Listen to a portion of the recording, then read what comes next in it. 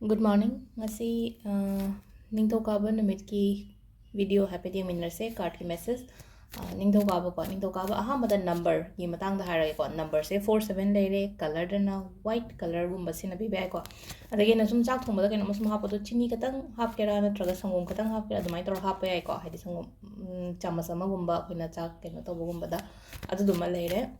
aduga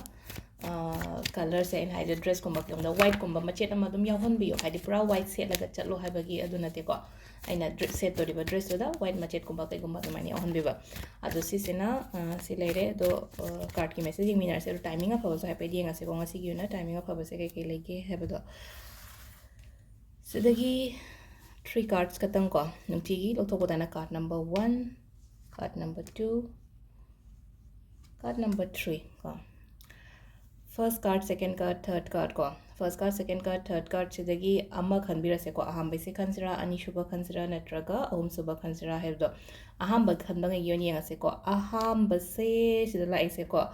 clear oidaba do ngasi chattori ba thabak se ko clear oidaba adumaina oina oiga chapong khangdaba tawong khangdaba khotaba phajana khanbiyo ko adu matungda pangthokpa thabak se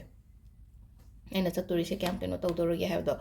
aduga second sina ko hadi ꯀꯩꯅꯣꯗꯪ ꯍꯥꯏꯗꯤ ꯗꯦ ꯗ꯭ꯔꯤꯝꯒꯤ ꯇꯥꯏꯞꯇ ꯇꯧꯔ ꯂꯩꯕꯗꯣ ꯗꯦ ꯗ꯭ꯔꯤꯝꯒ ꯍꯥꯏꯗꯤ ꯃꯪꯗꯪ ꯃꯪꯉꯒ ꯂꯩꯕꯒꯤ ꯇꯥꯏꯞꯇ ꯑꯃ ꯇꯧ ꯑꯗꯨꯃꯥꯏꯅ ꯇꯧꯔꯒ ꯂꯩꯀꯣ ꯍꯥꯏꯗꯤ ꯈꯟꯗꯪ ꯈꯜꯂꯒ ꯊꯕꯛ ꯑꯣꯏꯅ ꯄꯥꯡꯊꯣꯛꯇꯕꯗꯣ ꯑꯗꯣ ꯗꯦ ꯗ꯭ꯔꯤꯝ ꯊꯥꯗꯣꯛꯄꯤꯌꯣ ꯑꯦꯛꯁꯟꯒꯨꯝꯕ ꯂꯧꯕꯤꯌꯣꯀꯣ ꯁꯤꯗꯅ ꯑꯃꯨꯛ ꯁꯦꯀꯦꯟ ꯊꯤꯡꯀꯣ ꯑꯗꯨꯒ ꯅꯝꯕꯔ ꯊ꯭ꯔꯤꯗꯅꯀꯣ ꯅꯝꯕꯔ ꯊ꯭ꯔꯤꯁꯤꯗꯅ ꯁꯤꯗꯁꯨ ꯀꯩꯅꯣ ꯇꯧꯋꯦꯀꯣ ꯊꯕꯛꯁꯤ ꯇꯧꯗꯤ ꯌꯥꯝ ꯇꯧꯋꯦ ꯃꯅꯥ ꯊꯥꯕꯤꯗꯕꯩ ꯇꯥꯏꯞꯇ ꯑꯃ ꯍꯦꯛ ꯇꯧꯋꯦꯀꯣ ꯑꯗꯨꯗꯨꯅ ꯍꯥꯏꯗꯤ ꯁꯤꯗ ꯍꯥꯏꯗꯤ ꯐꯣꯀꯁ ꯊꯝꯃꯣ ꯌꯥꯝꯅ ꯍꯥꯏꯗꯤ ꯑꯩ ꯑꯦꯆꯤꯞ ꯇꯧꯗꯕ ꯌꯥꯗꯦ ꯑꯩ ꯀꯩꯅꯣ ꯑꯩ ꯐꯪꯗꯕ ꯌꯥꯗꯦ ꯑꯩ ꯃꯌꯥꯝ ꯃꯃꯥꯡꯗ ꯑꯩ ꯄ꯭ꯔꯨꯐ ꯇꯧꯗꯕ ꯌꯥꯗꯦ ꯍꯥꯏꯕꯒꯤ ꯑꯗꯨꯃꯥꯏꯅ ꯇꯧꯔꯒ ꯍꯥꯏꯗꯤ ꯋꯥꯈꯟꯗꯣ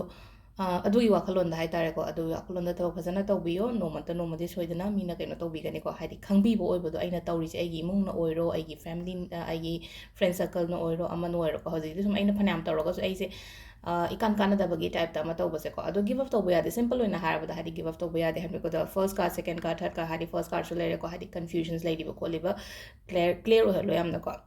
ꯁꯤꯁꯤꯅ ꯀꯥꯔꯗꯀꯤ ꯃꯦꯁꯦꯖ ꯂꯩꯔꯦ ꯇꯥꯏꯃꯤꯡ ꯀꯣ ꯑꯌꯨꯛꯀꯤ ꯄꯨꯡ 5ꯒ ꯃꯤꯅꯤꯠ 33ꯗꯩꯅ 8ꯒ ꯃꯤꯅꯤꯠ 2 ꯐꯥꯎ ꯂꯩꯔꯦ ꯑꯗꯒꯤ 9 ꯃꯈꯥꯏꯗꯒꯤꯅ ꯄꯨꯡ 8ꯒ ꯃꯤꯅꯤꯠ 59 ꯐꯥꯎ ꯂꯩꯔꯦ ꯑꯗꯒꯤ ꯑꯃꯨꯛ 12ꯒ ꯃꯤꯅꯤꯠ 54ꯗꯒꯤꯅ ꯅꯨꯡꯗꯥꯡꯋꯥꯏꯔꯝꯒꯤ 3ꯒ ꯃꯤꯅꯤꯠ 50 ꯐꯥꯎ ꯂꯩꯔꯦ ꯑꯗꯨꯒ ꯅꯨꯡꯗꯥꯡꯒꯤꯅ 7ꯒ ꯃꯤꯅꯤꯠ 54 ꯀꯣ 8ꯒ ꯃꯤꯅꯤꯠ 53 13ꯒ ꯃꯤꯅꯤꯠ 23 ꯐꯥꯎ ꯂꯩꯔꯦ ꯑꯍꯤꯡ ꯅꯣꯡꯌꯥꯏꯗꯩꯅ ꯅꯣꯡꯉꯥꯜꯂꯝꯗꯥꯏ ꯐꯥꯎꯕꯒꯤꯅ 12ꯒ ꯃꯤꯅꯤꯠ 58ꯗꯒꯤꯅ ꯄꯨꯡ 5ꯒ ꯃꯤꯅꯤꯠ 23 ꯐꯥꯎꯕ ꯑꯃ ꯂꯩꯔꯦꯀꯣ ꯁꯤꯁꯤꯅ ꯉꯁꯤꯒꯤ ꯑꯐꯕ ꯑꯣꯏꯅ ꯇꯥꯏꯃꯤꯡ 5:34 AM to 7:02 AM ꯀꯣ ꯑꯗꯨꯒꯤ ꯃꯇꯨꯡꯗ 8:30 AM to 9:58 AM ꯑꯗꯒꯤ ꯑꯃꯨꯛ 12:54 PM to 6:50 PM ꯀꯣ ꯑꯗꯒꯤ ꯑꯃꯨꯛ ꯅꯨꯡꯗꯥꯡ ꯑꯊꯦꯡꯕꯩꯅ ꯑꯃꯨꯛ 9:54 PM to 11:26 PM then again 12:57 ꯀꯣ 12:57 AM to next day ꯒꯤ 5:33 AM ꯐꯥꯎꯕ ꯁꯤꯁꯤꯅ ꯑꯩꯈꯣꯏꯒꯤ ꯉꯁꯤꯒꯤ ꯑꯣꯏꯅ ꯑꯐꯕ ꯇꯥꯏꯃꯤꯡ ꯑꯗꯨ ꯁꯤꯗ ꯂꯩꯔꯦ ꯑꯩꯈꯣꯏꯒꯤ ꯃꯣꯔꯅꯤꯡꯒꯤ ꯀꯥꯔꯗꯀꯤ ꯃꯦꯁꯦꯖꯁꯦ ꯃꯌꯥꯝ ꯊꯦꯡꯛ ꯌꯨ